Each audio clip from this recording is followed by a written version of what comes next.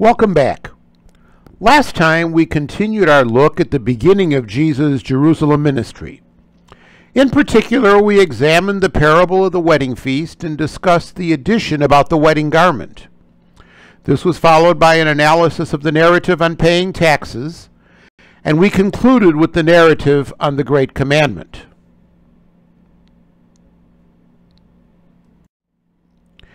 In our current session, we look at the fifth and the final discourse of the Gospel of Matthew.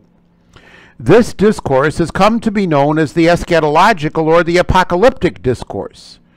Its focus is on the final things or the end times. Hence, it's called eschatological from the Greek word for last, eschatos. Its literary style is apocalyptic, which is a revelatory style making known what is to come in the final days. The term apocalyptic comes from the Greek verb apokalypto, which means to reveal. In particular, we shall examine the prelude to the discourse, which is the denunciation of the scribes and the Pharisees for their hypocrisy. Then, we'll turn to a summary of the major portion of the discourse, since much of the discourse does not appear in the readings from the Gospel of Matthew in Cycle A. This is the treatment of the prediction and destruction of the temple. Finally, we'll examine the response of the believer to the discourse, which is the necessity for watchfulness. We find readings from this section of the discourse at the beginning of the liturgical season of Advent.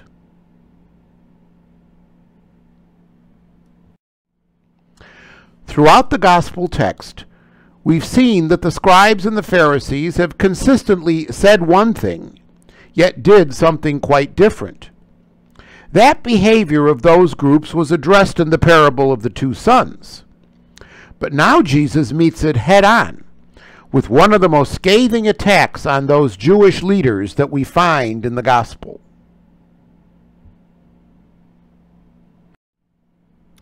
This section is connected to the material on the Great Commandment through the connective tote, or then. Matthew proceeds to tell us that Jesus is addressing these comments to the crowds who have gathered and to his disciples. It's significant to note that the hearers of the Sermon on the Mount were also described as the crowds and the disciples, the same combination. He begins, "The scribes and the Pharisees sat on the seat of Moses." The phrase, to sit on the seat of Moses, is a rabbinic way of saying that one has the authority or the task of interpreting Moses. Thus, Jesus compliments the scribes and Pharisees as interpreters of Moses. And as such, their interpretations, what they say, should be heeded. The crowds and the disciples must do and keep all the things that the Pharisees and the scribes might say.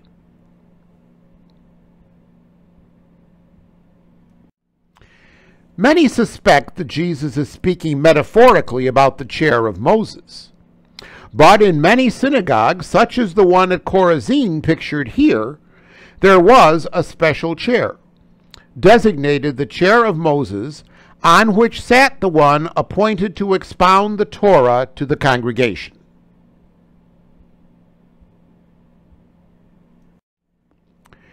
Jesus has a respect for the Torah. However, he does not at all times agree with the Pharisees and the scribes in the way that they live out the Torah in their lives. Thus, he can counsel his hearers to follow their interpretation of the Torah. Listen and take to heart what they say, but don't follow their actions. Do not do according to their works. Jesus highlights a clear discrepancy between the scribes and the Pharisees' words and their deeds. Words, okay. Deeds, steer clear of. And that's precisely the reason Jesus gives for not following them. They speak, but they do not do. Put in more colloquial terms, they don't practice what they preach. So then, what do? They bind heavy burdens which are difficult to bear and place them on the shoulders of men. As the study of the development of Jewish law will show, the Pharisees have developed an oral law around the divine law of the Torah, which has become very difficult to follow because of its complicated interpretations and casuistic demands. That is, unsound demands and casuistry and subtlety. They're known for expanding the laws to the widest possible infraction, making the law in order to ensure that the law will not be broken. This is known as putting a fence around the law.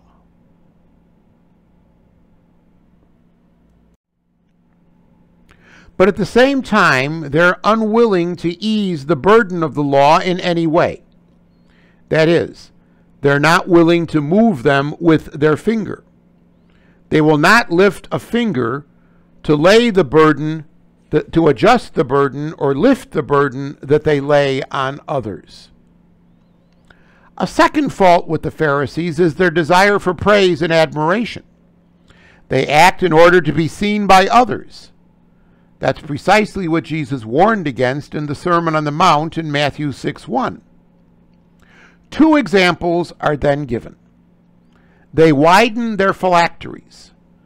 A phylactery is a box usually made of leather that's strapped to the forehead and the arms during prayer. These usually contain passages of Scripture. The practice derives from strict adherence to the commands of Deuteronomy 6:8. Bind them on your arm as a sign, and let them be as a pendant on your forehead. Further, they increase their tassels. These tassels, each with a cord of blue, were attached to the four corners of a garment. This practice derives also from the book of Deuteronomy, chapter 22, verse 12. You shall put tassels on the four corners of the cloak that you wrap around yourself. The size and length of these phylacteries and tassels denoted the piety of the person wearing them. They were thus a visible exterior sign of the holiness of the person. The larger the phylactery, the longer the tassel, the holier and more pious the person.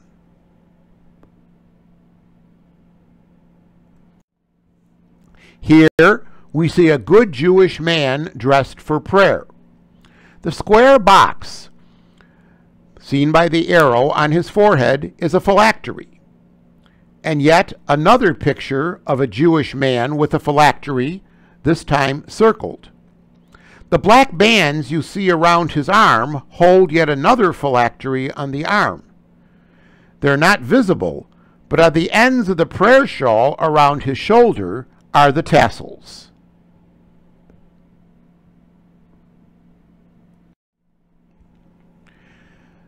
There are other things that the Pharisees and the scribes do for attention. Four are mentioned in particular.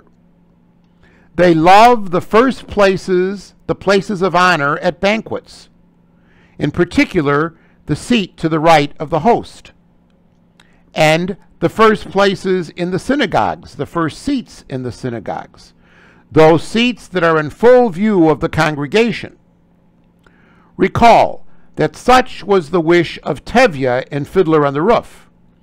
He sings, maybe someday a seat by the western wall, when he becomes a rich man.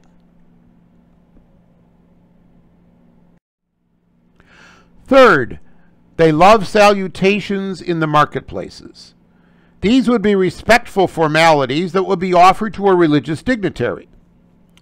Mackenzie in the Jerome Biblical Commentary notes that Near Eastern courtesy demanded that the length of the salutation be in proportion to the dignity of the person. Greeting thus became a status symbol. And finally, fourth, they loved to be called rabbi, literally my great one by others. The title was used for a teacher of the law. Thus, from all four instances, we realize that Jesus castigates the scribes and Pharisees for their motivation to receive the ego-satisfying praise and honor of others, more than their motivation to obey God.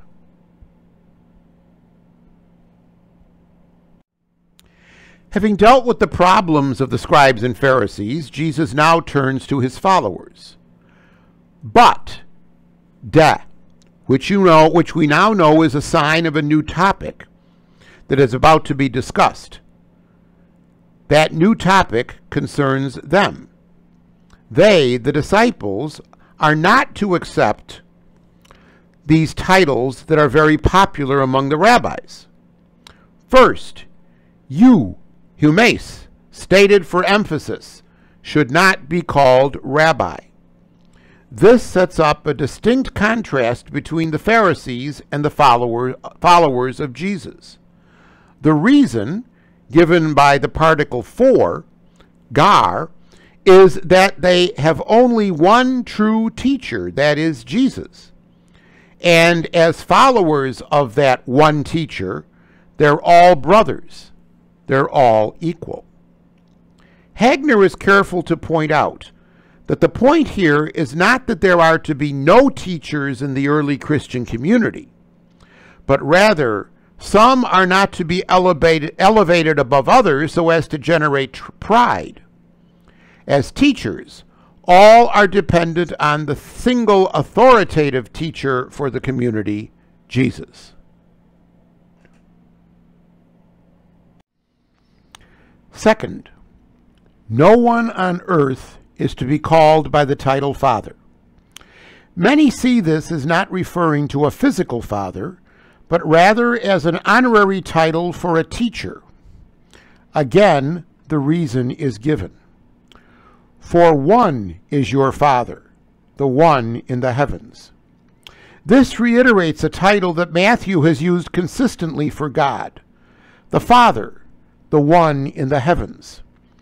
Many have taken this text to decry the fact that in the Catholic Church, priests are referred to by the title Father, as that is in direct opposition to the words of Jesus here. However, Paul did not understand it that way.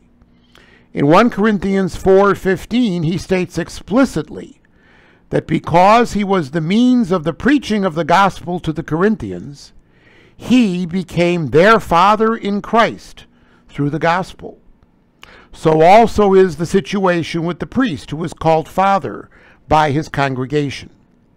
This does not usurp the place of God, but just as the priest is an alter Christus, another Christ, when he celebrates Mass and says the words of consecration over the bread and wine, so also is he spiritual father, bringing the gospel to his flock at Mass in proclaiming the gospel and preaching the homily. And finally, do not be called master, literally one who is a guide on the way, from the verb kathegeomai, meaning to lead, one who provides instruction outside the formal school setting. Some will translate the word kathegetai as tutors. And again, the reason is given. Because your master is one, the Father in heaven. The emphasis on one in the three examples shows the equality of those who are taught, fathered, or mastered.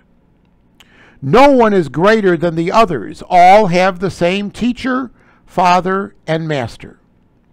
Thus, the titles are not the crucial point in the text.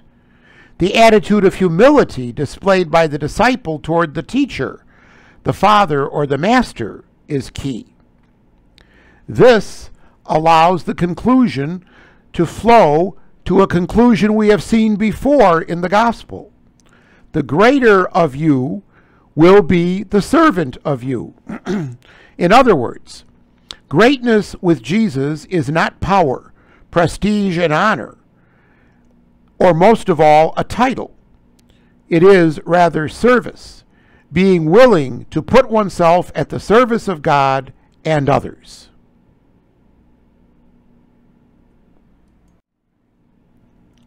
This is then clothed in a restatement of a saying Jesus had used earlier. Whoever exalts himself will be humbled, and whoever humbles himself will be exalted. Turner puts it well.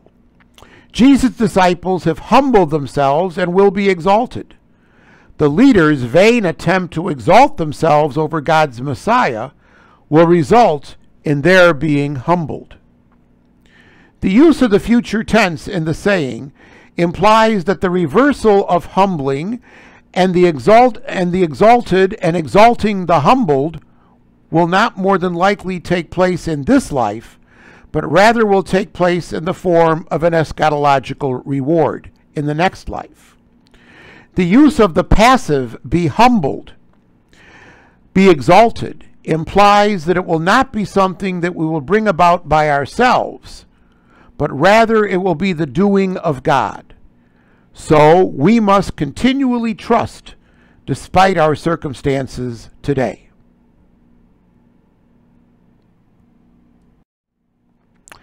We move now to the discourse proper, which is the bulk of the 24th chapter of the Gospel of Matthew. Much of the discourse does not appear in the readings, and so we shall resort, due to time, to summarizing it here. The setting for the discourse is the Mount of Olives, across from the temple, which sits on the center of and dominates the Temple Mount.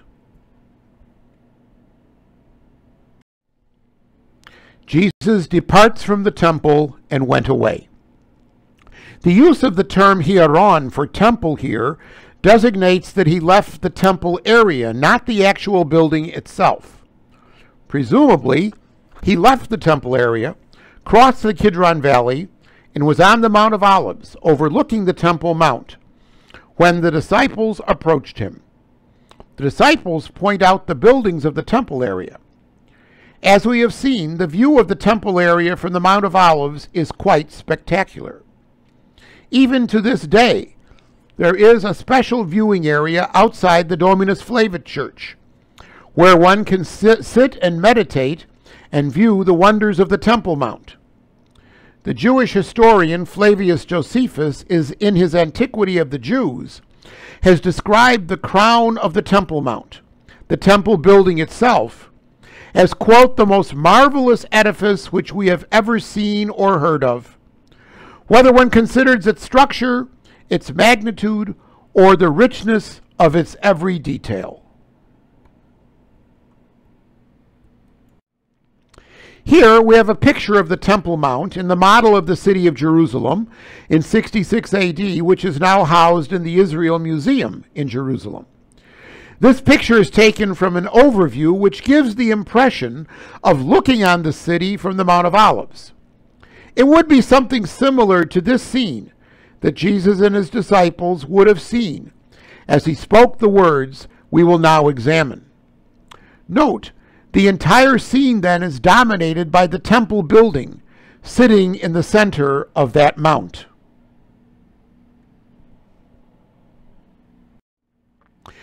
Jesus' response was quite shocking to the disciples, who were expressing their wonder at the magnificent sight opening out before them.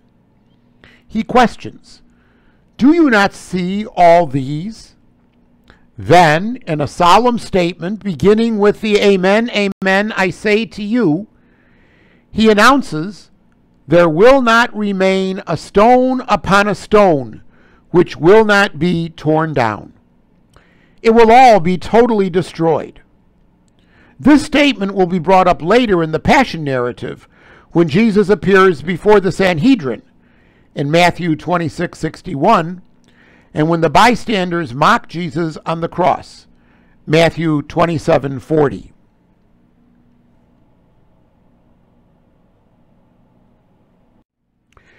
Jesus now takes his place sitting on the Mount of Olives.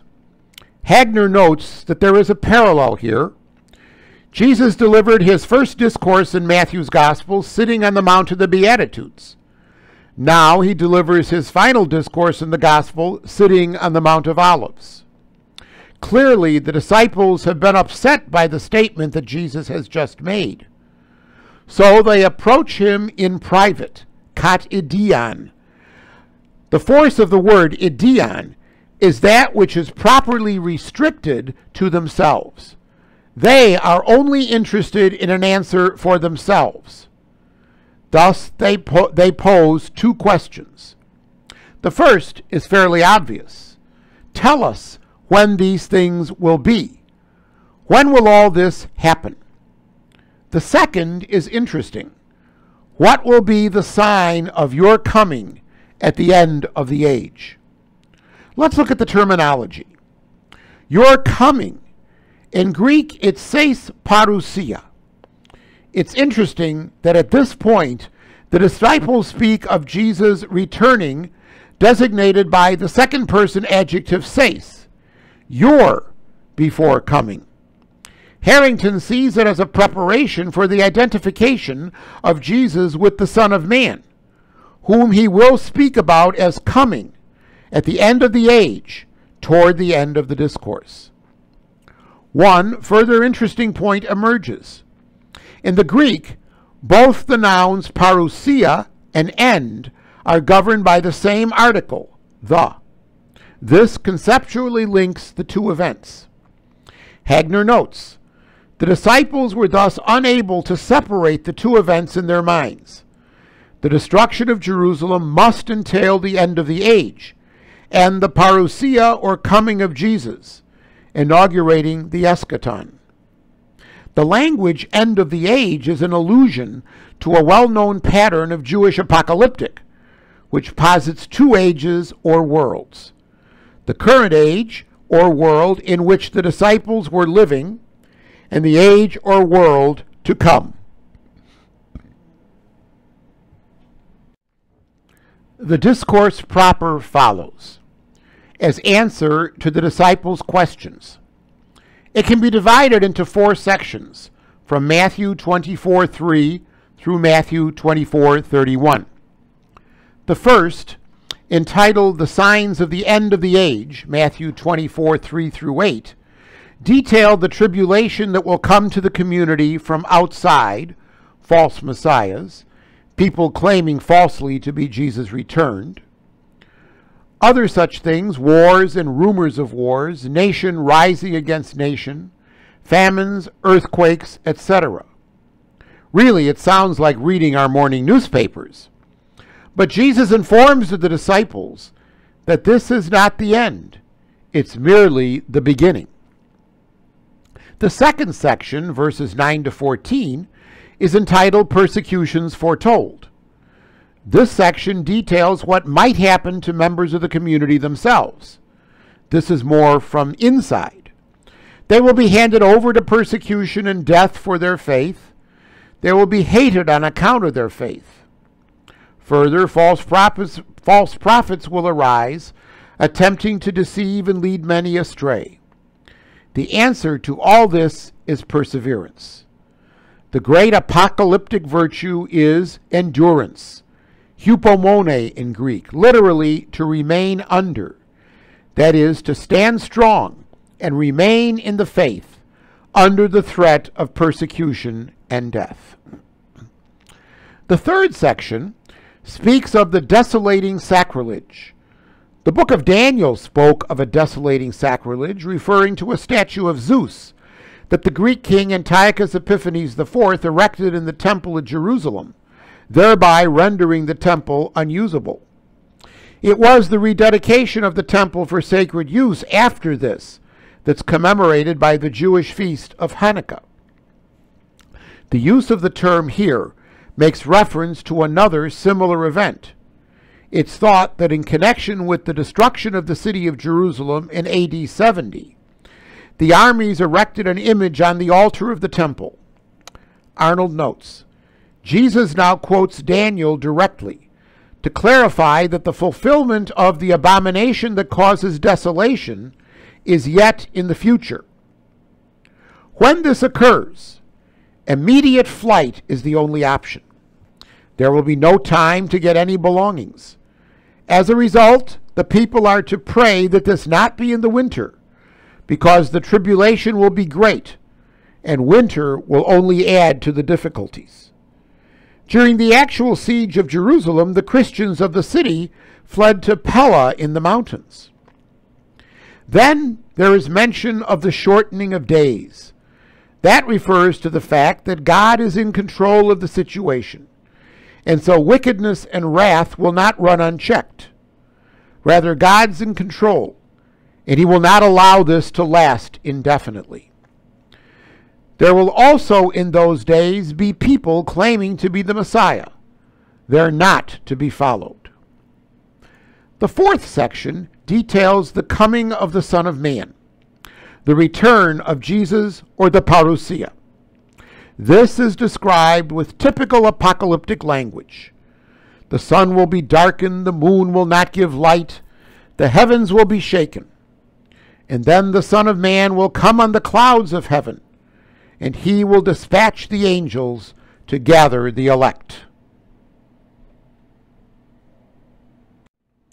Having described the trials and tribulations connected to the destruction of Jerusalem and the coming of the Son of Man, Jesus presents now a parable to show the people what they are to do. They are to watch and prepare for these events. Follow the signs of the times, and they will be aware of when these things are going to occur. Then there follows a further exhortation to be watchful, because no human knows the time of these events.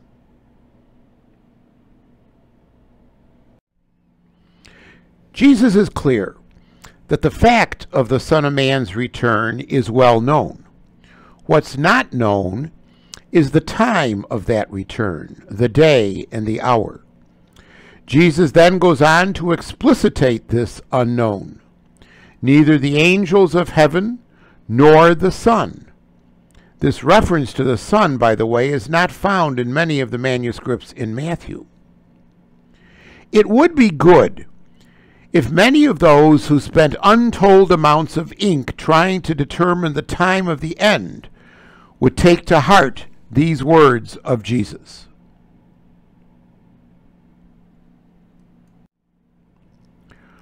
Only one does know, and that's the Father.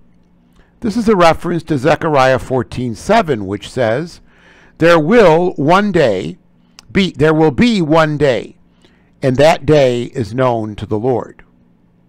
All that can be known are the signs of his coming, as was noted above in Matthew 24:33, which says, in the same way, when you see all these things, know that he is near. And that the fact that the discourse began with the disciples' question on when these things would happen. The answer was not quite what they expected.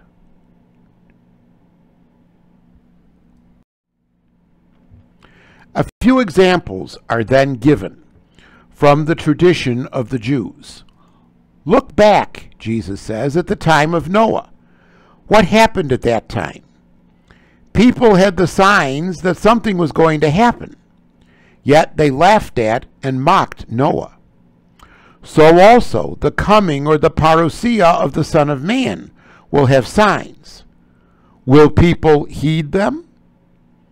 The suddenness of the coming of the Son of Man is parallel to the suddenness of the coming of the flood.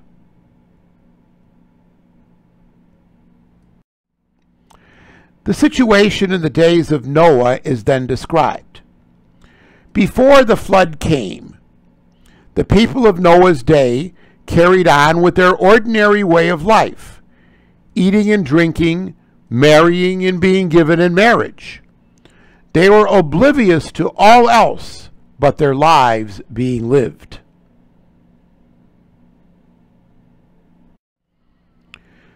This continued all the time that Noah built the ark, and up to the moment that Noah and his family entered the ark. Then Jesus reiterates what he has been saying all along. They did not know up to the day when the flood came and took them all. when they finally realized it was too late. Jesus then applies that to the current situation. Thus also will be the coming, or the parousia, of the Son of Man. Despite signs and warnings, many will not be fazed until it is too late. Two thoughts. When I read this text, I can't help but remember my visit to the ruins of Pompeii. One of the most striking things there was in the museum, where you could see replicas of bodies that they cut from the stone that encased them. They were frantically moving to get away when the volcanic lava surrounded them, stopping them in mid-step. How sudden that must have been. Second, the people of Jesus' day expected the end to come relatively soon. We are now 2,000 years closer to that end, yet we're lulled into the sense that it's thousands of years away. However, as we shall see in this conclusion to the discourse, whether in Jesus' day or our own, the stance we should take regarding the end is to be ready, to be watchful, and to be prepared.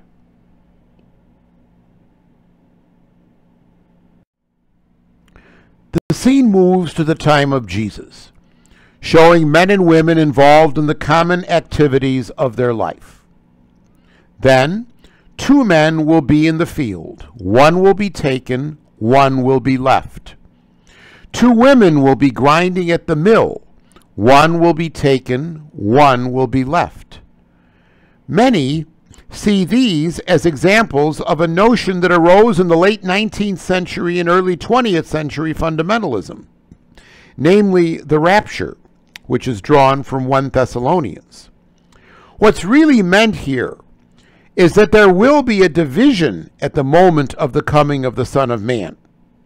Again, the situation of Noah can enlighten us. This division is simply another way of characterizing the division that took place at the time of Noah. Noah and his family were obedient and listened to God and were saved, while others of his day were mocking and they perished.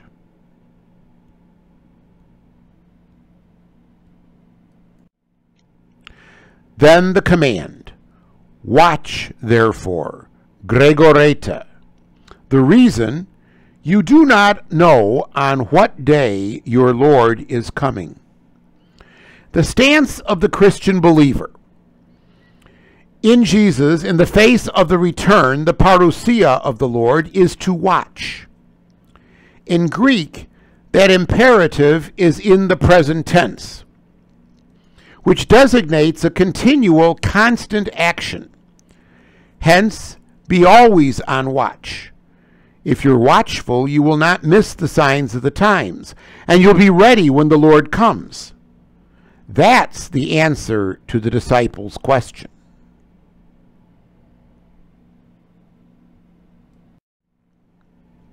That command is then illustrated through the use of a parable on watchfulness. Jesus begins with a somewhat solemn command, know this, and then expounds on what this is by posing a hypothetical situation. If the master of the house knew at what watch the thief would come, he would have watched. If the hour of a break-in was known, the people in the house would be on guard, ready to fight off the intruder. But as Jesus has just said, for the Christian, the time of the return is not known. And so it's implied they must continually watch, that is, always be prepared for his coming.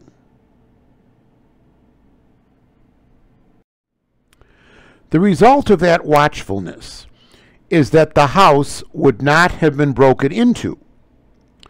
The word in Greek used for break-in is diarusso, from the verb horusso, meaning to dig, compounded with the preposition dia, meaning through, hence to dig through, referring to the process of digging or breaking through the walls of a house. The walls of the typical house in Jesus' day were made of clay, and hence a robber up to no good could easily dig through them. The conclusion is then drawn. Dia tuto, on account of this, you also must be prepared. Hetoimoi. That same sentiment will be expressed in the next chapter in the parable of the 10 maidens, in the description of the 5 wise maidens who were ready or prepared. Hetoimoi. The followers of Jesus must always watch and be constantly prepared. So, the question: if the Master were to return today, would you be ready?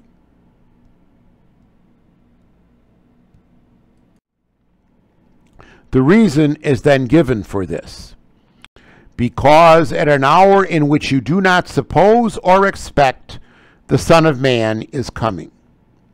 The return of the Lord will be sudden and unexpected, as is re-emphasized here. So the message is clear. We must maintain ourselves in a constant state of preparedness. Not ready now or then, but always. Harrington says, since the coming of the Son of Man remains mysterious, one is to be on guard constantly, treating every moment as if it were the moment of the Son of Man's coming. We do that by living a life in communion with the Lord and in faithfulness to Him. It's the fact of the parousia, the coming of the Lord, that's key here. It will happen, not the time of the parousia. Remember, we know neither the day nor the hour.